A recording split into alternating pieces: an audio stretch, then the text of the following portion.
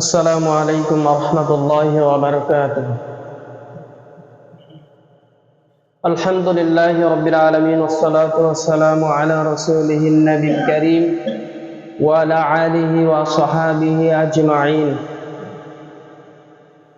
আল্লাহ সুবহানাহু ওয়া তাআলার দরবারে আমরা লাখো কোটি শুকর আদায় করি যে আল্লাহ রাব্বুল আলামিন পবিত্র জুমার দিনে আল্লাহ সুবহানাহু ওয়া তাআলা তার হুকুম পালন করতে আসার জন্য তৌফিক দান করেছেন। সেই মাবুদ মেহেরবান মনিবের দরবারে তার শেখানো ভাষায় শুকরিয়া আদায় করছি। সবাই বলছে আলহামদুলিল্লাহ। এরপরে লক্ষ্য করি দরুদ ও সালাম পেশ করি সারওয়ারে কায়নাত আশরাফুল আম্বিয়া, আমাদের জীবনের উত্তম আদর্শ, কিয়ামতের দিন আমাদের জন্য সুপারিশকারী জনাবে মুহাম্মদ রাসূলুল্লাহ, সবাই বলি সাল্লাল্লাহু আলাইহি ওয়াসাল্লাম। আমরা তার পূর্বের জুমা থেকে আলোচনা করছিলাম রমজানের পূর্ব প্রস্তুতি। সে রমজানের পূর্ব প্রস্তুতিতে কয়েকটি প্রেসক্রিপশনে কয়েকটি পয়েন্ট দেওয়া হয়েছে। 10 থেকে 12টি কাজ রমজানের পূর্বে আমাদের করতে হবে। এগুলো হচ্ছে রমজানের পূর্ব প্রস্তুতির নির্দেশনা। এর মধ্যে প্রথম যে পয়েন্টটি আমরা আলোচনা করেছি সেটা হচ্ছে একনিষ্ঠভাবে আল্লাহর কাছে তওবা করতে হবে রমজানের পূর্বে। অর্থাৎ রমজান আসার আগে আমাকে তৈরি হতে হবে, সমস্ত গুনাহ থেকে আল্লাহর কাছে তওবা করে নিয়ে পবিত্র রমজান মাসেই পদার্পণ করতে হবে। এমনটি নয় যে রমজান মাস আসলে আমি তওবা করা শুরু করব, ভালো কাজ করা শুরু করব, না, এরকম নয়। তো সেই তওবা নিয়ে আমরা আলোচনা করেছি।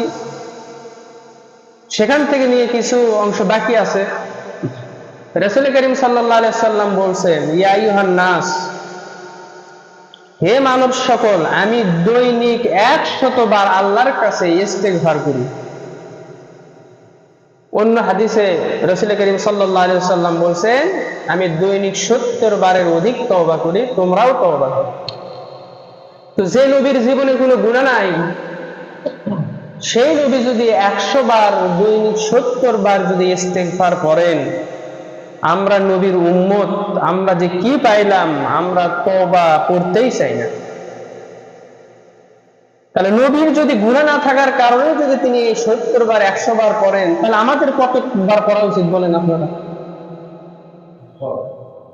শুধু 500 না, জিন্দেগি ভর যদি আমরা তওবা করি তাও মনে হয় শেষ হবে কিনা, আল্লাহ কবুল করবেন কিনা সন্দেহ আছে। কারণ আমাদের তওবা করাটা মুখে, অন্তরের তওবা হয় না।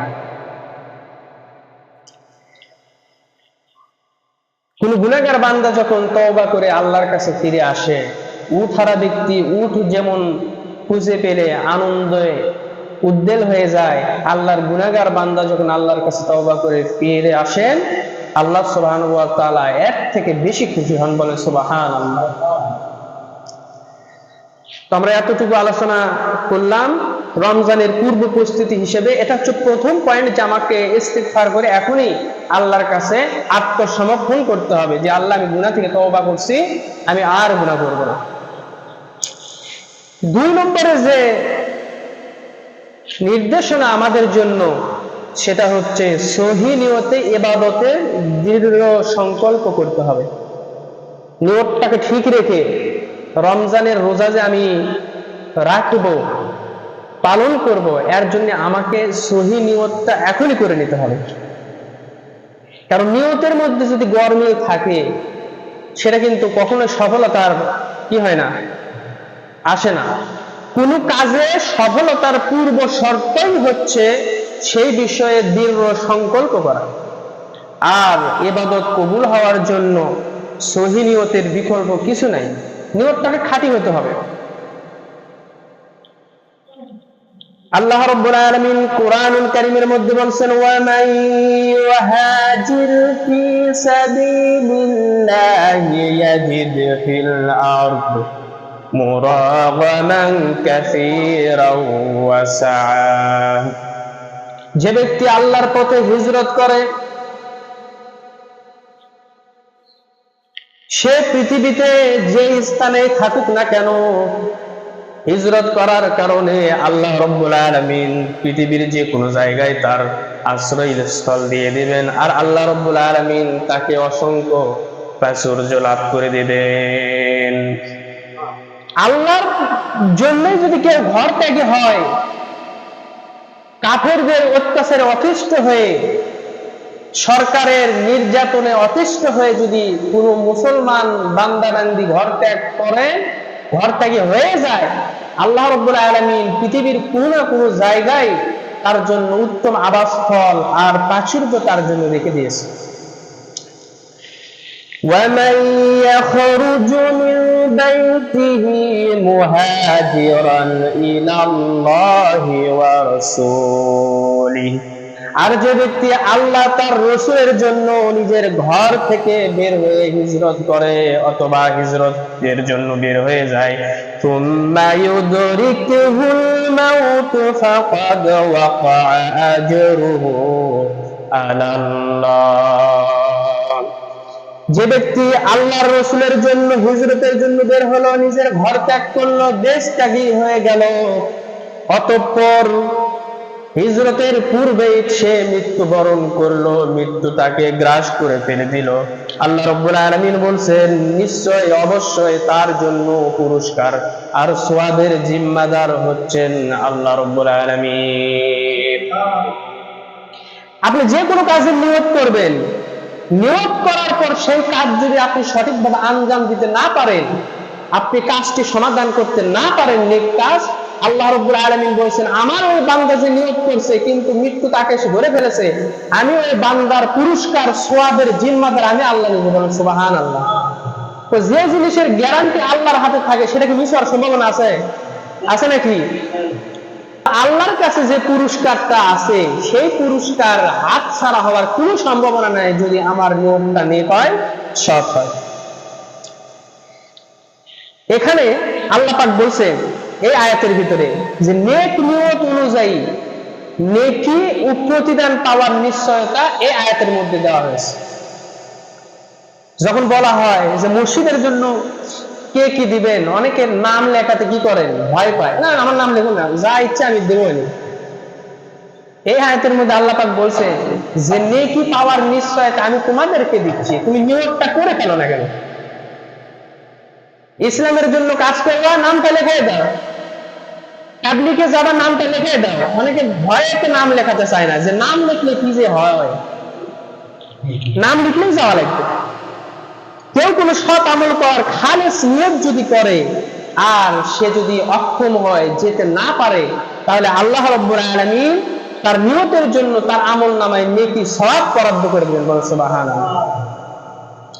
কোন ব্যক্তি ফরজ হজ করার জন্য নিয়ত করেছে, সব কিছু হয়ে গেছে, পাসপোর্ট হয়ে গেছে, ভিসা হয়ে গেছে, এখন সে হজের উদ্দেশ্যে রওনা দিবে, কিন্তু হঠাৎ করে তার ইন্তেকাল হয়ে গেল।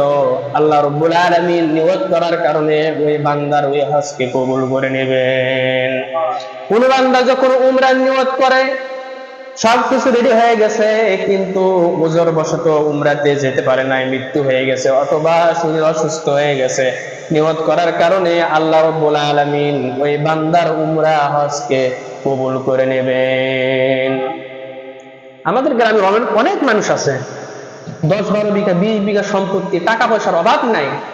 যদি বলা হয় মিয়া সাহেব একটু হজে আসেন, হজ করে আসেন, বয়স তো আর কম হলো না, যাবো মাথা ঝোঁকায়। আপনি তো ইচ্ছা করলে অযথা আপনি হজে যেতে পারবেন না, আপনাকে বিশুদ্ধ নিয়ত করতে হবে। নিয়ত করার পর আল্লাহ যদি কবুল করেন তারপরে না আপনি হজে যেতে পারবেন। তো নিয়ত করতে তো আপনার অসুবিধা নাই, সম্পদ আছে, সন্তানেরা বড় হয়ে গেছে, জমি জমা টাকা পয়সার অভাব নাই, আপনাকে চিন্তা করতে হবে এটা আপনার ইবাদত, সহিহ নিয়ত দৃঢ় সংকল্প করতে হবে ইবাদতের জন্য, তাহলে আল্লাহ পাক সেটাকে কবুল করে নেবেন, সেটাকে গ্রহণ করে নেবেন। আর যদি পূরণ করা না যায় আল্লাহ রাব্বুল আলামিন সওয়াব তো দিয়ে দেবেন। বুখারী মুসলিম শরীফের হাদিসের ভিতরে আছে আল্লাহর নবী বনি ইসরাইলের এক ব্যক্তির কথা উল্লেখ করেছেন, পাপী ব্যক্তি, যে কিনা 100টা মানুষকে হত্যা করেছে। এরপরে আল্লাহর কাছে যখন সে তওবা করেছে, তওবা করে নিজ পাপী এলাকা থেকে যখন হিজরত করে ভালো এলাকায় প্রবেশ করবে, এমন সময় তার মৃত্যু হয়ে গেল। আল্লাহ রাব্বুল আলামিন এই পাপী ব্যক্তির খালেস নিয়তের কারণে, সে যে 100টা মানুষ হত্যা করেছে, তারপরে আল্লাহর কাছে তওবা করার কারণে আল্লাহ রাব্বুল আলামিন তার এই তওবাকে এমন ভাবে কবুল করে নিয়েছেন, আল্লাহ রাব্বুল আলামিন নিজ দায়িত্বে এই পাপী বান্দাকে maaf করে দিয়ে জান্নাত দিয়ে দিয়েছেন। কি বুঝলেন? নিয়তটা বড় জরুরি না? নিয়ত হচ্ছে সবচেয়ে বড় জরুরি। আপনি পাপ করেছেন, পাপ আমার দ্বারা হয়ে গেছে, আপনি আল্লাহর কাছে চাইবেন, ক্ষমা প্রার্থনা করবেন, আল্লাহ রাব্বুল আলামিন আপনাকে maaf করে দেবেন। রাসূল কারীম সাল্লাল্লাহু আলাইহি ওয়াসাল্লাম বলেন, ইন্নামাল আমালু বিন্নিয়াত ওয়া ইন্নামা লিকুল্লি ইমরিইন মা নাওয়া। নবীজি বলেছেন, নিশ্চয় প্রত্যেকটি কাজ নিয়তের উপরে নির্ভর করে, কাজের ফলাফল নিয়তের উপরে নির্ভর করে। কোন মানুষ তাই পায় যা সে নিয়ত করে। এটা কার কথা? রাসূলের কথা। প্রত্যেক কাজ নিয়তের উপর নির্ভর করে।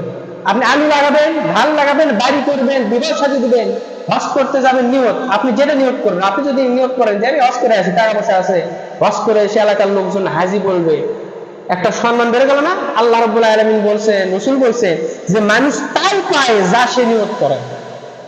এই হাদিসের ব্যাখ্যায় বলা হচ্ছে যে এক ব্যক্তি আল্লাহ এবং রাসূলের জন্য হিজরত করেছে, আল্লাহ পাক তার হিজরতকে কবুল করে নিয়েছেন। আর একজন ব্যক্তি কোন মহিলাকে বিবাহ করার উদ্দেশ্যে নিজের ঘর ত্যাগ করে চলে গেছে, তার নিয়ত ওইটা হওয়ার কারণে আল্লাহ পাক ওইটা তার কবুল করে নিয়েছে। আপনার নিয়ত যেরকম হবে আল্লাহ পাক সেরকম দেয়। আপনি যদি চান যে আমার দুনিয়াতে সম্মান আল্লাহ বাড়িয়ে দিক, আখিরাতে কিছু দরকার নাই, আল্লাহ পাক দুনিয়াতে আপনাকে সম্মান দিবে, আখিরাতে একটা না করে আপনার জন্য থাকবে না। আর আপনার নিয়ত যদি হয় আল্লাহকে খুশি করার জন্য, আল্লাহ রাব্বুল আলামিন দুনিয়াতে আপনাকে সম্মান দিয়ে দিবেন, আর আখিরাতে আপনাকে মালামাল করে দিবেন। আখিরাতে জান্নাতের যে নিয়ামত, সেই নিয়ামতটা আপনাকে দিয়ে দিবেন। তাই আমাদের নিয়ত বিশুদ্ধ করতে হবে। মাহে রমাদান আমাদের সামনে হাজির হচ্ছে, আমাদেরকে দৃঢ় সংকল্প করতে হবে যে রমজান মাস শুরু হবে, আমি নিয়ত করব রমজান আমি কিভাবে আমার দিনটা কাটবে, রোজা আমি কিভাবে রাখবো, আমার প্রস্তুতিটা কি হবে, নিয়তটা এখনই করতে হবে। অনেকে চিন্তা করে দেখা রাখলে বা রোজা থাকা তারিখ কি না, এবারে শরীর খারাপ, এই চিন্তা ভাবনা করে। আপনার শরীর খারাপ কি হয়েছে? আপনি নিয়ত করেন না কেন? শরীর আপনার হতে পারে, কিন্তু এই শরীরের ভিতরে যে রূহ রয়েছে, এই পুরো শরীরটার একচ্ছত্র মালিক হচ্ছে আল্লাহ রাব্বুল আলামিন। আপনার হায়াত, আপনার জীবন, আপনার মৌত সব কার জন্য? বলেন কার জন্য? সব কার জন্য? আল্লাহর জন্য। এক নম্বরে সহি নিয়ত, একবার খাঁটি নিয়ত করে রমজানের জন্য প্রস্তুতি নিতে হবে যে আমি রমজানের জন্য প্রস্তুতি নিই। 2 নম্বরে কি করতে হবে? আল্লাহর কাছে দোয়া করতে হবে, সর্ব অবস্থায় দোয়া করতে হবে রমজানের প্রস্তুতি স্বরূপ হিসেবে। وعن أنس قال كان رسول الله صلى الله عليه وسلم إذا دخل رجبا قال اللهم بارك لنا في رجب وشعبان وبلغنا ورمضان। হযরত আনাস রাদিয়াল্লাহু তাআলা আনহু থেকে বর্ণিত, রাসূল কারীম সাল্লাল্লাহু আলাইহি ওয়াসাল্লাম বলেন, আনাস রাদিয়াল্লাহু তাআলা আনহু বর্ণনা করতেছেন, যখন রমজানে অর্থাৎ রজবের চাঁদ যখন উদিত হয়ে যেত, রাসূল কারীম সাল্লাল্লাহু আলাইহি সাল্লাম আল্লাহর কাছে দোয়া প্রার্থনা করতেন, আল্লাহুম্মা বারিক লানা ফি রজব ওয়া শাবান, হে আল্লাহ পাক আমাকে রজব আর শাবানের বরকত দান করুন, আর ওয়া বাল্লিগনা রমাদান, আর রমজান পর্যন্ত আমাকে তুমি হায়াত দান করো। এটা রাসূল কারীম সাল্লাল্লাহু আলাইহি সাল্লাম বলছেন, এইভাবে দোয়া করতে হবে। আমি বারবার বলছি, আপনারা যদি এই দোয়াটা না পারেন, কোনো মুন্সি হুজুর আলেমের থেকে শিখে নেবেন, অথবা যদি বই পড়তে পারেন বই থেকে দোয়াটা পড়ে নেবেন। আল্লাহর কাছে এইভাবে দোয়া করতে হবে। আল্লাহর কাছে দোয়া চাইতে হবে, রব্বুল আলামিন সামনে রমজান মাস আসতেছে, আমার শরীরটা তেমন ভালো নাই, সামনের বছর আর আমি রমজানের রোজা পাবো কিনা জানি না, রব্বুল আলামিন আর মাত্র 1 মাস রয়েছে, আমার শরীরটাকে সুস্থ করে দাও যেন রমজানের রোজাটা ঠিকভাবে পালন করতে পারি। পারবো না, এভাবে দোয়া করতে পারবো না। এই রমজানের রোজা পাইতেও পারি নাও পারি, আল্লাহর কাছে চেয়ে নেবে যে আল্লাহ সামনে রমজান আমি পাবো কিনা জানি না, কিন্তু এখন যে রমজান আমার সামনে উপস্থিত, আমার শরীরকে তুমি সুস্থ রাখো যেন আমি রমজানের রোজাটা পালন করতে পারি। আই রব্বুল আলামিন আমাকে দিনদারিতার মধ্যে ঢুকে নাও। কতগুলো গুনাহ করেছি, চরিত্রকে নষ্ট করে ফেলেছি, বেফায়েশ কথা বলেছি, গুনার উপরে গুনাহ করেছি। রমজান এখনো শুরু হয় নাই, রজবে তোমার কাছে আমি দোয়া করতেছি, আল্লাহ আমার চরিত্রকে রক্ষা করো আর আমার হায়াতকে তুমি বৃদ্ধি করে দাও। আল্লাহর কাছে বলতে হবে, আল্লাহ এই রজব মাস থেকে যতগুলো নেক আমল করব সমস্ত নেক আমলগুলোকে তুমি কবুল করে নাও, আর যত নেক আমল করব সব কবুল করে নিয়ে আমার জীবনের সমস্ত গুনাহগুলো তুমি মাফ করে দাও। আল্লাহর কাছে এভাবে দোয়া করতে হবে যে রমজানের রোজা আসতেছে, আল্লাহ আমাকে হায়াত দারাজ করো, আমার সমস্ত চাহিদা তুমি এখনই পূরণ করে দাও। আপনার যত আয়োজন, ইনকাম সোর্স, অনেকে বলে যে রোজা থেকে কাজ করা যায় না, আপনি আপনার ইনকাম যত আছে আল্লাহর কাছে দোয়া করেন, আর রমজানের আগে সমস্ত ইনকাম করে আপনি রমজানের প্রস্তুতি স্বরূপ আপনি কিছু ইনকামের টাকা রেখে দেন, যেটা আপনি রমজানে খরচ করবেন।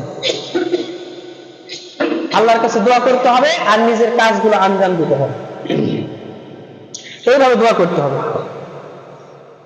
4 নম্বরে যে রমজানের প্রস্তুতি হিসেবে 4 নম্বর যে নির্দেশনা দেওয়া হয়েছে সেটা হচ্ছে নফস ও শয়তানের কুমন্ত্রণা হতে নিজেকে নিয়ন্ত্রণ রাখতে হবে। শয়তানের ধোঁকা, তারপরে নিজের নফসের যে খারাপ খায়েশাত রয়েছে এগুলো থেকে আমাকে পবিত্র রাখতে হবে। তো নফসের খায়েশাত কি আর শয়তানের ধোঁকাটা কি এটা আমাকে আমি বুঝতে হবে। যদি এই দুইটা জিনিস না বুঝি তাহলে যত আমি শয়তানের থেকে আশ্রয় আল্লাহর কাছে চাই, আশ্রয় গ্রহণ করতে পারবো না, কারণ আমি যতক্ষণ নিজেকে বিরত রাখতে না পারছি কখনোই এটা সম্ভব হবে না। নফসটা এমন একটা জিনিস যেটা খারাপ কাজের দিকেই ধাবিত করে, আমরা সবাই মনোযোগ দিই, এটা খুব গুরুত্বপূর্ণ একটা পয়েন্ট এবং আলোচনা। নফস মানুষের মন্দের দিকে বেশি ধাবিত করে। وَمَا أُبَرِّئُ نَفْسِي إِنَّ النَّفْسَ لَأَمَّارَةٌ بِالسُّوءِ إِلَّا مَا رَحِمَ رَبِّي। হযরত ইউসুফ আলাইহিস সালামের ঘটনা আমরা সবাই শুনেছি। হযরত ইউসুফ আলাইহিস সালাম মিশরের নারীরা যখন তার জন্য পাগল হয়ে গেল, মন্ত্রী আজিজের স্ত্রী যখন কামনা বাসনার নজরে হযরত ইউসুফ আলাইহিস সালামের দিকে তাকালো, হযরত ইউসুফ আলাইহিস সালাম আল্লাহর হুকুমে 7টি দরজা অতিক্রম করে আল্লাহ রাব্বুল আলামিন তার চরিত্রের সার্টিফিকেট প্রমাণটা দিয়ে দিয়েছেন। হযরত ইউসুফ আলাইহিস সালাম মিথ্যা অপরাধে 11টি বছর যখন কারারুদ্ধ হওয়ার পর মুক্ত হয়ে গেল, হযরত ইউসুফ আলাইহিস সালাম যখন প্রমাণিত হলেন ইউসুফ নির্দোষ ছিল, ওই নারীরা দোষী ছিল, হযরত ইউসুফ আলাইহিস সালাম তখন বললেন, ওয়ামা উবাররিউ নাফসি ইন্নান নাফসা লাআম্মারাতুম বিসসু। আমি আমার নফসকে পবিত্র দোষমুক্ত মনে করি না। আমার নফস খারাপের দিকে আমাকে প্রলুব্ধ করে, খারাপ জিনিস, দুনিয়ার স্বাচ্ছন্দ্য, নারীর চাকচিক্য সৌন্দর্য আমাকেও প্রতারিত করতে পারে। ইল্লা মা রাহিমা রাব্বি, কিন্তু আমার রব আল্লাহ পাক যার প্রতি রহম করেন সে এই লোভ লালসা থেকে, নারীর হাত থেকে সেই মাত্র ফিরে আসতে পারে। কথা কি বুঝতে পারলেন? নারীর ফাঁদ বড় ফাঁদ, আমাদের সমাজে এখন এগুলো বেশি শুরু হয়ে গেছে। বিশেষ করে পরকীয়া, নিজের স্ত্রী থাকা সত্ত্বেও অন্য স্ত্রী লোকের সঙ্গে সম্পর্ক করা, অন্যের বইয়ের সাথে সম্পর্ক করা, অবৈধ খারাপ সম্পর্ক, এটা আমাদের সমাজে প্রচুর চলতেছে, গোপনে হোক প্রকাশ্যে হোক। তো নফসটি আমাকে খারাপ দিকে তাড়িত করে, অন্য নারীর দিকে চোখ যেতে বলে, আমার চোখকে ওখান থেকে সরিয়ে নিয়ে আসতে হবে। যেগুলো হারাম কাজ সেগুলো থেকে বিরত থাকতে হবে, সেগুলো থেকে দূরে সরে আসতে হবে। কারণ নফস সবসময় খারাপের দিকেই ধাবিত করবে। ইল্লা মা রাহিমা রাব্বি, একমাত্র আল্লাহ যার প্রতি রহম করবেন, যার প্রতি দয়া করবেন, সে ব্যতীত ধ্বংস হয়ে যাবে। অর্থাৎ যার উপর আল্লাহ রহম করবেন সে কখনো খারাপের দিকে তার নফসকে ধাবিত করবে না, ভালোর দিকেই সে ধাবিত করবে। এরপরে বলা হচ্ছে ইন্না রাব্বি গফুরুর রহিম, নিশ্চয় আল্লাহ বড়ই ক্ষমাশীল আর পরম দয়ালু। আল্লাহর মতো ক্ষমাশীল দয়ালু আসমান জমিনে কেউ আছে নাকি? আছে? মানুষের গুনাহ আল্লাহ ছাড়া কেউ মাফ করতে পারে? বলে বলেন পারে? পারে না। এটা বলেন নফসের কথা। আজকে শুক্রবার, আমি যদি এখন বলি, প্রশ্ন করি যে ফজরের নামাজ কে কে পড়েছেন, লোক সংখ্যা কম হবে না বেশি হবে? কম হবে। কেউ হয়তো মসজিদে পড়েছে, কেউ বাড়িতে পড়েছেন, আর কেউ পড়েনি। তো নফসের চাহিদা সবসময় খারাপ কাজের দিকে। সকাল হয়ে যাবে, শয়তান আপনার নফস ধোঁকা দিবে যে আরেকটু ঘুমা, আরেকটু ঘুমা, এই বলে বলে আপনাকে সে ঘায়েল করে ফেলবে। আজকে ফজরের নামাজ কাজা করাবে, কালকে জোহর, তারপরে আসর, তারপরে মাগরিব, তারপরে এশা, এরপরে দিন শয়তান সাকসেসফুল হয়ে যাবে, 5 ওয়াক্ত নামাজ থেকে আপনাকে সরাইয়া দেবে। নিজের নফস আর শয়তান দুটো একসঙ্গে কাজে লেগে যাবে। তো নফসের তাড়নায় পড়ে দিন ইসলামের কাজ, নামাজ, রোজা এগুলো ছাড়া যাবে না। এইভাবে নিজেকে নিয়ন্ত্রণে রাখতে হবে। আর শয়তানের কুমন্ত্রণা থেকে নিয়ন্ত্রণ রাখতে হবে। শয়তান কুমন্ত্রণা দিবে কিভাবে, সেটা আমরা এখন জানার চেষ্টা করবো। আমরা মনোযোগ দেই। হযরত আদম আলাইহিস সালামকে যে আল্লাহ সৃষ্টি করেছেন, কি কারণে সৃষ্টি করেছেন বলেন তো? আপনারা কি জানেন আদমকে কেন সৃষ্টি করা হয়েছে? ইবাদতের জন্য। এবং আল্লাহ কোরআন উল্লেখ করেছেন যে আমি দুনিয়াতে খলিফা পাঠাতে চাই, ইন্নী জাইলুন ফিল আরদি খলিফা। সৃষ্টির শুরুতে যখন আদম আলাইহিস সালামকে সিজদা করার জন্য বলা হলো, সবাই সিজদা করলো, একমাত্র ইবলিস সে সিজদা করলো না। তার কারণ কি? সে কি বলল? আল্লাহ রাব্বুল আলামিন কুরআনুল কারীমের মধ্যে উল্লেখ করে দিলেন। শয়তান তখন বলল, আনা খায়রুম মিনহু খালাকতানি মিন নার ওয়া খালাকতাহু মিন তিন। শয়তান তখন বলল, আমি আদমের থেকে সবচেয়ে উত্তম, শ্রেষ্ঠ, কারণ আমাকে আপনি আগুন দিয়ে তৈরি করেছেন আর আদমকে আপনি মাটি থেকে তৈরি করেছেন। আগুনের খাসিয়ত হচ্ছে, বৈশিষ্ট্য হচ্ছে, আগুনকে যখন জ্বালানো হয় তার শিখা সবসময় ঊর্ধ্বমুখী হয়, আর আগুন মাটির তৈরি, সে নিচ দিকে হয়। সুতরাং আমি আগুনের তৈরি হয়ে ঊর্ধ্বমুখী একটা জিনিস, কখনোই মাটিকে আমি সিজদা করতে পারবো না। এই বলে কি করলো? আল্লাহর সাথে সে অহংকার প্রকাশ করলো যে আমি উত্তম তার থেকে, আমি তাকে সিজদা করতে পারবো না। আল্লাহ রাব্বুল আলামিন শয়তানের এমন অহংকারমূলক কথার জবাবে আল্লাহ পাক কোরআনে উল্লেখ করেছেন, ফাখরুজ মিনহা ফাইন্নাকা রাজিম। তুই এই জান্নাত থেকে বের হয়ে যা, দূর হয়ে যা, অবশ্যই তুই অভিশপ্ত আর লাঞ্ছিত। আমি তোকে বিচার দিবস পর্যন্ত তোর উপর এই অভিশাপকে আমি বর্ষণ করে দিলাম। শয়তান যখন চিন্তা করলো আমার তো বুজুর্গগিরি শেষ, আদমকে সিজদা করলাম না, সে আল্লাহকে বলল, রব্বুল আলামিন আদমকে সিজদা না করার কারণে আমি অভিশপ্ত হলাম, লাঞ্ছিত হলাম। আমাকে পুনরুত্থানের পর্যন্ত, ওই হাসরের মাঠ পর্যন্ত আমাকে সময় দিন। আমি তো যেহেতু অভিশপ্ত হয়ে গেলাম, ফাবিইজ্জাতিকা লাউগওয়িয়ান্নাহুম ওয়া আজমাইন। শয়তান তখন আল্লাহর সাথে চ্যালেঞ্জ করে দিয়ে বলতেছে, হায় রব্বুল আলামিন, আপনার ইজ্জতের কসম, আপনার ক্ষমতার কসম করে বলতেছি যে আদমের কারণে আমার সমস্ত আমল পণ্ড হয়ে গেল, আমি শয়তান হয়ে গেলাম। আমি তোমার এই বান্দাকে, আদমকে সহ তার আগত অনাগত সমস্ত সন্তানকে একটা একটা ইসলামের দিক থেকে সরায় নিয়ে গিয়ে একে একে জাহান্নামে প্রবেশ করাবো। শয়তান কার সাথে চ্যালেঞ্জ করতেছে? কার সাথে? আল্লাহর সাথে। আল্লাহ বলতেছে, এই আদম আর তার যত সন্তান আসবে পৃথিবীতে সবাইকে ফুটবল বানাই আমি একে একে জাহান্নামে প্রবেশ করাবো। শয়তান আল্লাহর কাছে এই কথা বলে আসছে। শয়তান হলো কেন? বলছে আদমকে সিজদা করো। কি সিজদা? আল্লাহ পাক বলছেন যে আমি যে আদমকে দুনিয়াতে খলিফা হিসেবে পাঠাচ্ছি, এর কারণ হচ্ছে এই আদম দুনিয়াতে গিয়ে আমার দিন আমার জমিনে কায়েম করবে। কায়েম করার কারণে ইসলাম বিরোধী শক্তি তাকে বাধা প্রদান করবে। যার কারণে ফেরেশতাদেরকে বলা হচ্ছে তোমরা সবাই সিজদা করো। আমার বান্দারা দিন প্রতিষ্ঠা করতে গিয়ে যখন মার খাবে, আহত হবে, তোমরা সাহায্য পাবে না, তোমরা ফেরেশতারা তাদেরকে সাহায্য করে আমার দিনকে এই জমিনের উপর বিজয় করতে হবে, সেই শুকরিয়া স্বরূপ তোমরা সিজদা দাও। তাহলে সিজদার অর্থ বুঝতে পারছেন? সিজদা দিতে বলছে দুনিয়াতে দিন কায়েমের জন্য বান্দারা মার খাবে। বদরের যুদ্ধে ফেরেশতাদের সাহায্য করেনি, আল্লাহ পাক করছেন। এই কারণে আল্লাহ পাক সিজদা দিতে বলছিলেন আদমকে। তো শয়তান বলছে ঠিক আছে, আমি তোমার বান্দাদেরকে একে একে ধরবো আর জাহান্নামে নিক্ষেপ করবো। আজও শয়তানের উত্তরাধিকারী আছে এই পৃথিবীতে, বাংলাদেশে। শয়তান বলল, ভালো করে মনে রাখবেন, পয়েন্ট মনে রাখলে বুঝতে পারবে না। শয়তান বললো তো তোমার বান্দাকে আমি গুমরাহি করবো তোমার পথ থেকে আর জাহান্নামে নিক্ষেপ করব। আজকেও শয়তানের উত্তরাধিকারী আছে কিভাবে? এই জমিনে ইসলামী শাসন কায়েম হবে, আল্লাহর কোরআন কায়েম হবে, এর জন্য মুসলমানেরা সর্বাত্মক প্রচেষ্টা চালাচ্ছে। আর একদল বলতেছে এই দেশে আর কোন জঙ্গিবাদের, মৌলবাদের স্থান হবে না, বলতেছে না এরকম বলছে। আর এটা সম্ভব নয়, এইরকম করে তারা আবার ধারণা পোষণ করে যে যদি ভোটাভুটি হয় এই দল কখনো বিজয় হতে পারবে না, 2 থেকে 3টে আসন পাবে, এই মনে করে তারা জনগণকে বিভ্রান্তি করার চেষ্টা করে।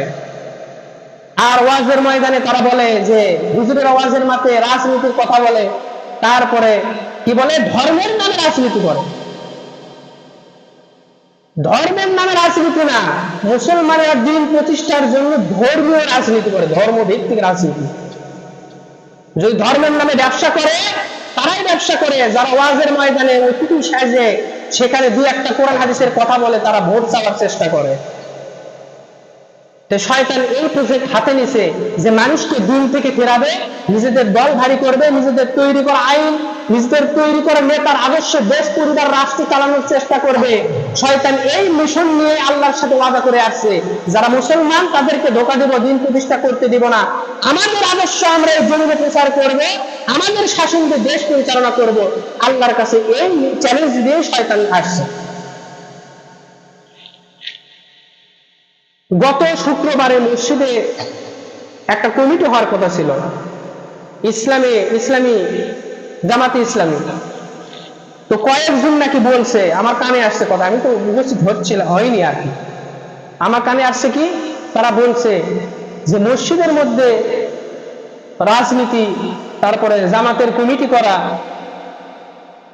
ইমাম মুয়াজ্জিনরা কি শুরু করছে, ইমাম মুয়াজ্জিনের বেতন ওরাই দেয় যারা এই কমিটি করতেছে, আমরা কেন দিতে যাব? এই কথার জবাবে যাই বলছে আল্লাহর কাছে তওবা করবেন। জামাতে ইসলাম সহ যত ইসলামী দল আছে তারা পৃথিবীর কোন বাপ দাদাকে আদর্শ হিসেবে রাজনীতি করে না, তারা আদর্শ হিসেবে রাজনীতি করে আল্লাহ এবং রসুলের আদর্শ গ্রহণ করে। কোরআন একমাত্র সংবিধান, রসুল হচ্ছে একমাত্র নেতা, এটা হিসেবে তারা রাজনীতি করে। মসজিদে রাজনীতির কথা বলা যাবে না, রাজনীতির আলাপ আলোচনা কমিটি করা যাবে না, তাহলে কোথায় করবে? এই পৃথিবীতে সর্বপ্রথম রাজনীতি যেখান থেকে শুরু হয়েছে মসজিদে নববী, রাসূল করিম সাল্লাল্লাহু আলাইহি ওয়াসাল্লাম যেখান থেকে রাজনীতি সর্বপ্রথম শুরু করেছেন। যুদ্ধের ময়দানে সেনাপতি কে হবে, কে কমান্ডের দায়িত্ব পালন করবে, মাঠে সৈনিকের দায়িত্ব কারা পালন করবে, রাসূল করিম সাল্লাল্লাহু আলাইহি ওয়াসাল্লাম মসজিদে নববীর মধ্যে এরকম মেম্বারের উপরে বসে থেকে নির্দেশনা দিয়ে সে রাজনীতি পরিচালনা করছে। বেটারা শুধু নামাজ রোজাকে মনে করে ইবাদত, আর রাজনীতি, ইসলাম কায়েম করা, দিন প্রতিষ্ঠা করা এটাকে মনে করে যে এটা আসলে করা ঠিক নয়। পড়াশোনা আগে করে তারপরে এইগুলো কথা বলেন, না হলে চুপ থাকার চেষ্টা করবেন, আল্লাহ এবং রাসূলের বিরুদ্ধে যাবেন না।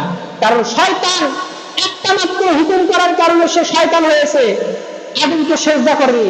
আর আপনি শুধু নামাজ আর রোজা করে জান্নাতে যাবেন, অসংখ্য আল্লাহর হুকুম আপনি অমান্য করতেছেন, আপনি আল্লাহ ও শয়তানের থেকে কত বড় অভিশপ্ত হয়েছেন আপনি চিন্তা করছেন? এটা আপনাকে মনে রাখতে হবে, এগুলো করা যাবে না। তো শয়তানকে বলে দিল যে আপনার বান্দাদেরকে আমি ফুটবল বানাবো আর জাহান্নামে নিক্ষেপ করবো। এক শ্রেণীর মানুষ আছে, আমি কোনটা আলোচনা করতেছি, নফস আর শয়তানের ধোঁকা থেকে রমজানের আগে নিজেকে বিরত রাখতে হবে। সঠিকভাবে বুঝতে হবে কোনটা ইসলাম আর কোনটা অন ইসলামিক, কারা দেশে ক্ষমতায় গেলে মানুষের কল্যাণ হবে, দেশ ও জাতির কল্যাণ হবে, আর কারাই ক্ষমতায় গেলে লুটপাট হবে, কবরস্থানে চাঁদাবাজি, টেম্পু স্থানে চাঁদাবাজি, জমি দখল, ভোগ দখল সবগুলো শুরু হয়ে গেছে। তারা যেন আবার করতে না পারে আপনাকে সচেতন হতে হবে, যদি সচেতন নাগরিক হন। কারণ দেশ আপনার, সম্পদ আপনার। লুটপাট করবে আর আপনি মনে করবেন যে তাসবিহ তাহলিল করব, নামাজ করব, রোজা করব, জান্নাতে যাব, অসম্ভব ব্যাপার, কখনোই সম্ভব নয়। তো শয়তানের ধোঁকা, শয়তানের ধোঁকা আর একটু কিরকম? রমজানের পূর্ব প্রস্তুতি। সমাজে এক শ্রেণীর লোক আছে আমাদের গ্রামে, তিনাদের নাকি রোজা লাগে না, বা আত্মার কষ্ট দিয়ে কি হয় না, রোজা হয় না। এটা শয়তানের ধোঁকা। এটা কি? শয়তানের ধোঁকা। ফসলের জাকাত আছে, ঔষধ। আপনি ধান কাটছেন, ঔষধের আলোচনা করেছি মসজিদে। ধান কাটছেন, ঔষধ দিতে হবে। সম্পদের মালিক হয়েছেন, সেখান থেকে জাকাত দিতে হবে। ব্যবসা বাণিজ্য আছেন, সেখান থেকে জাকাত দিতে হবে। তো মালের জাকাত হচ্ছে টাকা পয়সা, ধন সম্পদ। আর শরীরের জাকাত হচ্ছে রোজা। আপনাকে রোজা রেখে এই শরীরের জাকাত আপনাকে দিতে হবে। আর এই রোজার ফজিলতটা কি? আল্লাহ রাব্বুল আলামিন হাদিসে কুদসির মধ্যে বলছেন, আস-সাওমু লিআনা ওয়া আযবি, রোজা আমার জন্য, আমি নিজের পুরস্কার দেব। অন্য হাদিসে বলা হয়েছে, আস-সাওমু লি ওয়া আনা উযবিহি, রোজা আমার জন্য আর আমি নিজেই এর পুরস্কার। বলে সুবহানাল্লাহ। তো শয়তান এই চ্যালেঞ্জ করে আসছে, শয়তানের ধোঁকা থেকে আমাদেরকে আল্লাহ পাক যেন বাঁচার তৌফিক দান করেন। সবাই বলে আমিন।